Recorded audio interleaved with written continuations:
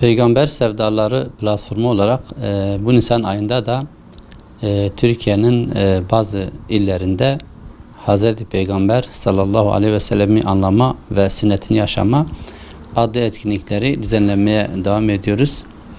Bildiğiniz gibi geçen pazar günü Batman, Van, Şanlıurfa, Gaziantep, Mersin gibi bazı illerde bu etkinlikleri yaptık. Elhamdülillah Peygamber sevdalısı halkımız büyük bir teveccüh gösterdiler ve bu etkinliklere yoğun bir katılım gösterdiler.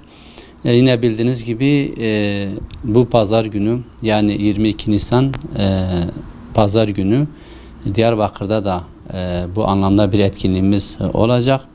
Şu anda kardeşlerimiz alanda yoğun bir şekilde gayret göstermektedirler. Hazırlıklarımız devam etmektedir.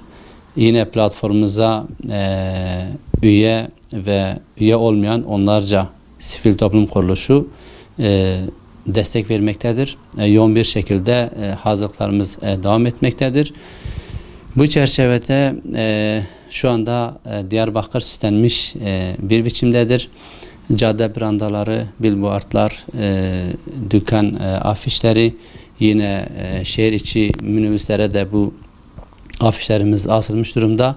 İnşallah 2 gün sonra tüm evlere ellerini dağıtacağız. Bu vesileyle Peygamber sevdalısı halkımızı pazar günü yapacak olan etkinliğimize de davet edeceğiz. Yine bu evlere Peygamber Efendimiz sallallahu aleyhi ve sellem'den 63 hadis adlı bir kitap Özkan Yaman hocamız tarafından güzel bir şekilde hazırlanmış. Bunun da evlere dağıtacağız. Bu hadis kitabının dağıtılması çok önemlidir. İnşallah herkes bundan faydalanacaktır. Şimdiden bütün halkımızı etkinliğimize davet ediyoruz.